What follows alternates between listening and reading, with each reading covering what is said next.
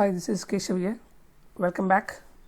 As I said in my previous video, today I'm going to start with the first case study in Azure Data Factory. Alright, let's get started.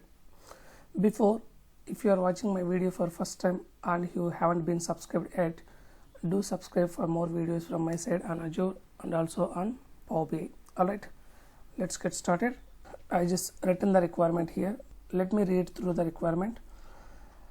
Load the data from person.address table in AdventureWorks database from on-premise SQL Server to address table in TargetDB database in Azure SQL Server. Okay, what I'm trying to do, I want to load the data from person.address table which is there in my on-premise SQL Server to address table which is there in Azure SQL Server. Okay, that's what I wanted to do here. Okay, so here the source is on-premise SQL Server and destination is Azure SQL Server. Okay, as we are trying to load the data from private network to public network, as we are trying to connect both private and public networks, here we need integration runtime, that is self-hosted integration runtime. So to get more information and to better understanding on all other components like integration runtime, pipeline, activities, data sets and also link services, please go through my previous video which I have done on introduction to Azure Data Factory. Alright, so what I'll do, I'll just paste that link here in the description below. You can just use that for reference and have a look into that to understand some basic stuff before. So now let's go ahead and develop the pipeline for this requirement. So let me tell you the high level steps those I'm going to perform so that it will be more clear for you guys. So first I'll be creating Azure Data Factory, then I'll create a SQL Server in Azure portal. Then once I create Azure Data Factory, then I'll just get into Azure Data Factory environment, create pipeline over there. So within the pipeline I'll be creating dataset,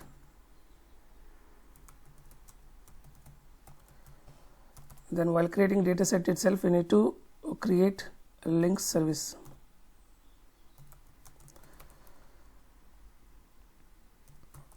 So while creating link service, you need to use integration runtime. In case it is not existing, then you need to install or you need to create integration runtime as well. Then I'll be installing and registering self-hosted integration runtime for Azure Data Factory. Okay, self-hosted IR. Okay, I'll show you how to install and how to register as well. Here creating dataset that includes both source and destination. Okay, so finally we need to map both source and destination and debug the pipeline. Okay, so these are high level steps I'm gonna perform here. Let me take you guys into my Azure portal. I already logged into Azure portal. Now if you see here, it is empty. I haven't created any services here, right? Let me go ahead and create Azure Data Factory. So there is an option here to create a resource. Click on that. Once you click on that, you will get into a window where either search or you can go to the specific group and find the respective service. Okay, I'm gonna search for Data Factory.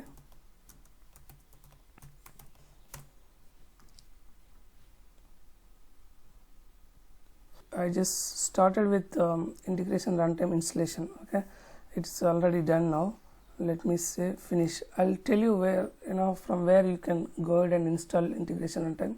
That I'll show you, but I didn't want to waste time, so I had already downloaded software, so I started installing integration runtime parallelly. Okay, it's already done. I'll show you anyways. Okay, let me go ahead and create Data Factory. Create Data Factory. Here I am showing you from scratch, creating Data Factory and installing integration runtime, then finally creating source and sync, then mapping, then loading. So I wanted to show you in this video from scratch along with all prerequisites as well, so that it will be more clear for you guys. Okay, I already selected my subscription here. Now resource group. Resource group is nothing but is one type of container where we can have all our resource placed. I have already created resource group. Let me use it. or else if you want to create new, you can go ahead and create through this option. And region, I'm not changing anything. ADF name, that is, I'm gonna name it as KR ADF demo, and version 2 I am selecting. You could see here there are two versions, version 1 and version 2. Version 2 is the latest one. Go ahead with that, version 2. Go to Git configuration. There you need to confirm whether you want to configure GitHub or not. Okay, as of now we don't need anything. Let's say configure Git later. Okay, then review and create. That's it. Very simple. Validation is passed. Let's say create. It's gonna take only a few seconds to complete. Let's wait for that. So I have already uninstalled that existing self-hosted integration runtime. I want to show you from the scratch. Okay, I have already software downloaded here. I'll show you from where I downloaded. So let me go ahead and start installation from here. Alright, it's gonna start in few seconds. Let's wait for that. Alright, so next,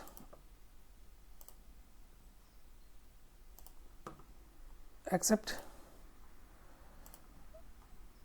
say install. Okay, let it run parallelly. Meanwhile, what we can do, we can complete other required services in portal. Okay, now ADF is created. Let's go to resource. Now you could see author and monitor, from where you can launch our ADF environment. So now let me go back to home and go ahead and create SQL database as well. Search for SQL database, then create, of course, subscription. Then I'm going to select the same resource group. It's up to you what are the resource group you want to use. Now I'm going to name it as target DB, and SQL server, I don't have any SQL server currently. Let me go ahead and create. Click on create new. I'm going to name it as KR demo, and I'm going to provide the ID through which I'll be logging into my SQL server, that is server admin login. Okay, I'm going to name it as SQL, and then let me provide the password, and also let me confirm the password. Done. That's it. I'm not changing the location. Just say okay. Done. It is created. Server is created now. And if you see a storage type, right, I'm gonna go for basic type instead of going for general purpose. That is enough for our requirement. Okay, let me go for basic. Maximum data that I can store is 2 GB. That is more than enough. Say apply, create and review. That's it. Say create. It's gonna take maybe 1 or 2 minutes. Let's wait for that. Meanwhile, let's jump onto our integration runtime. Yeah, it is going on. Status is in progress now. So I wanted to show you how to register integration runtime for ADF. That was the reason why I uninstalled the existing self-hosted integration runtime and installing again. So I wanted to show you from the scratch. Alright, now our deployment is in progress. Let's wait for that. So till then, what I'll do, I'll just pause the video. I'll resume again once installation is done. Alright, there is already SQL server created. Let me jump onto SQL server, and it has got target DB database also created, I guess. Let me go to SQL databases blade. I don't see any database. I don't know why it's not created. Okay, let me go ahead and create new database. Go to SQL server KR demo and create new database. So if you want to create sample database also, you can go ahead and create from here. If you want to add sample database like AdventureWorks database, let's say preview and create. Deployment is in progress. Meanwhile, what we'll do, we'll just look into the integration runtime. How is it going on? Yep, integration runtime installation is done now. Let's say finish.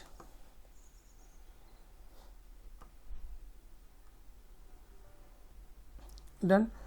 There is only one thing is pending. We need to register this self-hosted integration runtime for ADF. That we'll do in a few minutes. We'll just keep it aside for now. And this one SQL database, still it is in progress. supposed to be quick, but I don't know why it is taking time. And now our deployment is done. Go to resource. Yep, target database is created within KR demo SQL server. Fine. If you want to connect to this SQL server through SSMS in your on-premise server, what you can do, you can just copy this server name and go ahead and try connecting through SSMS. Okay, use that server name here, say SQL Server Authentication, then provide our ID and password, say connect. When you try connecting, it will ask you to sign in through your Azure portal ID. Let me provide my details here, ID and password. I provided my ID and password. Now what it is trying to do is my client IP, my system IP, it is trying to add under whitelist in Azure portal. If this IP is getting through firewall, so definitely you can't connect. So now what we need to do, we need to add this IP address to Azure portal within my server, so it should be added under whitelist. Say okay, automatically it will be added, we no need to do anything here. Done. Yes, now you could see here it is connected. If you expand, you could see target DB database also. Of course, you can go ahead and open new query analyzer and you can execute any sort of queries here. Now let me show you one thing. I wanted to create the table, that is address table, in my target DB database, which is not currently existing. Okay. This is the query I just generated for my source table. The same structure of my source table, I am gonna create target table, that is address. I can either execute the query directly here because already I connected to Azure SQL Server here through SSMS. Either I can execute this query directly here, or I can directly go to Azure portal and within my target DB database click on query editor. So here when I click on query editor, here it is asking me to connect by providing admin login and password. Let me go ahead and provide the details, say okay. Alright, it is connected now. Okay, either I can execute that query directly here to create table, or I can directly execute in SSMS. Okay, let me execute in Azure portal itself. Alright, let me run the query. Yes, it is executed and table also created. Let me just put select star from. Yep, there is already table created, but we don't have data. Okay, that's fine. Now let me jump into ADF environment quickly. Click on ADF demo. Click on author and monitor. Once you click on author and monitor, it will take you to ADF environment, where you could see different options available to go ahead and create pipeline in ADF. Okay, you could see that create pipeline, create data flow, create pipeline from template, copy data, configure SSIS integration, set up code repository. Okay, and also below you could see some useful videos from Microsoft Teams. Okay, those are good videos. Make use of them to get some understanding on Azure Data Factory. Alright, so now let's go ahead and create pipeline. Either I can click on this option, or I can click on this author icon over there. Say create new pipeline. Yep, and you could see different windows here there from where you can go ahead and create pipeline, and activities window where you could see all activities. I spoke about all those major components in ADF in my previous video, that is introduction to ADF, that I'll just paste the link in the description below so that you can use it for your reference. Okay, let's go ahead and use activity. So under move on transform, you could see copy activity and data flow activity. I'm not going to do any sort of transformations here, so I don't need data flow activity. Let me go for copy data activity. So here very simple, I'm just as is trying to extract data from on-premise SQL database and load into Azure SQL database. Okay, I'm not doing any sort of transformations here. So once I pull and add copy data activity here, if you go all the way down, you could see source, sync, mapping, settings and user properties. Let me go ahead and create dataset for source. Say new, because I don't have any dataset created. As I'm trying to pull the data from on-premise SQL Server, right, I need to go for on-premise SQL Server. This is on-premise SQL Server icon. Let's select that and say continue. And you need to give the name for your dataset. I'm gonna say on-prem and a link service. Currently we don't have any link service. Let's say new. Give the link service name as on-prem. And if you see, currently we don't have any self-hosted integration runtime installed. Now let's go ahead and click on new. It will take you to one window where you could go ahead and install required integration runtimes. As of now we need self-hosted. Let's say self-hosted and say continue and give the name. It's up to you. Okay, say create. Yep, it is done. Now what we need to do, we have already integration runtime installed here, right? So how did I install that integration runtime? So there are two ways to have your self-hosted integration runtime to set up. One, Express setup.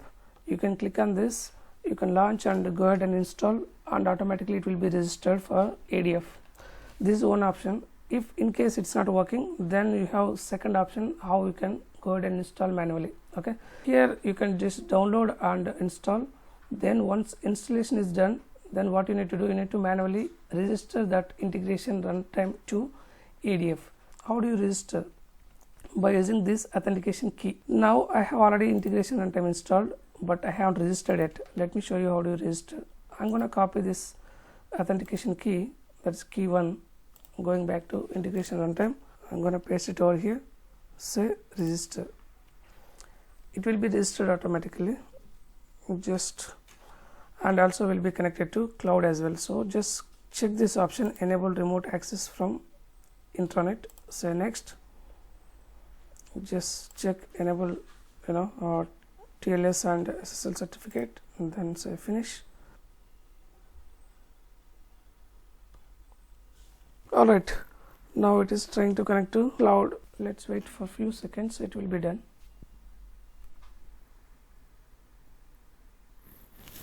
Alright, it is registered now. I'm gonna just say close. Now you could see that KRPC integration runtime is created, but it says that it's not available, right? Let's wait for a few seconds. I think it's gonna take some time, or else what you can do, you can just discard all the changes. Let's go ahead again, because it has to be refreshed. Let me open ADF environment again from Azure portal by clicking on author and monitor, and let's go ahead and create pipeline as well. Create pipeline. I don't want to spend much time in naming all the components. Okay, let them take default names for now. Move on transform data. Let me take copy data. I'm not changing any names. I'm gonna go for all default names only. Let's say new SQL Server. Yep. Say continue. Link service. I'm gonna go for all defaults. Now alright, see, now KRPC integration runtime is available, and also it is ready to use. Say KRPC, that's it. Just provide all our server details. Let me go ahead and provide my on-premise server, that is this one. Alright, and also database, that is AdventureWorks database. Alright, and I need to connect to provide ID through which our ADF has to connect to on-premise SQL Server. It will be connecting through SA login. I'm going to provide required password as well. Say create. Our dataset will be created, and also link server also will be created, and we used self-hosted integration runtime while creating our link service. Right, okay, fine. Now I'm gonna select table name. Now if you click on table name, see, it is loaded. That means it's connected to on-premise SQL Server, and you could see all the tables available. So now our table is person.address table, right? Let me select that. That's it. Say okay. So generally it takes more time while setting up things. Though it is taking time, I wanted to do from scratch because I wanted to show you from scratch one time, so that later we can do only developing pipelines. Now developing pipeline is very simple here because our requirement is very simple, just direct copy from on-premise to Azure. Now our source dataset is ready. Now let's go ahead and create sync dataset, that is target dataset. Sync, say new dataset, Azure SQL Server database. I'm going to name it as Azure SQL. Fine.